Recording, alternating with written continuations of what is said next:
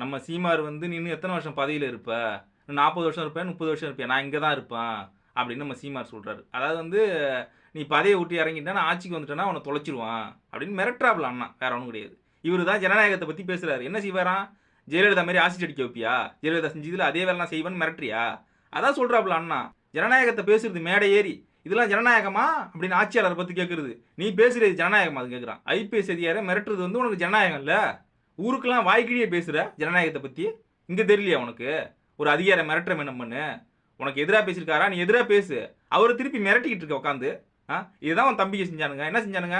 அவர் புள்ள போட்ட போட்டு, அவர் பொண்டாட்டி போட்ட போட்டு, அவர் போட்டோ போட்டு, நாங்க ஆட்சிக்கு வரதுக்குள்ள நீ எங்கேயாவது ஒரு தப்பிச்சு ஓடிடு. இல்லைன்னா கருவாறுத்துருவோம் அப்படின்னு ஸ்டேட்டஸ் போட்டானுங்க. உன் தம்பிக்கு பதிவு போட்டானுங்க. அதனால தான் கைது பண்ணாரு. அதனால தான் வழக்கு பதிவு பண்ணாரு. அதனால தான் இந்த பிரச்சனையே. இதுல வந்து கேட்கிறாரு. நீ பதவி ஏற்றப்ப இதான் உறுதிமொழி எடுத்தியா? நீ வேலைக்கு சேர்ந்தப்ப அப்படின்னு கேட்கிறாரு. நீ கட்சி ஆரம்பிச்சப்ப எழுதி கொடுத்தில? உறுதிமொழி எடுத்தில? அதுல இதான் ஏத்தியா?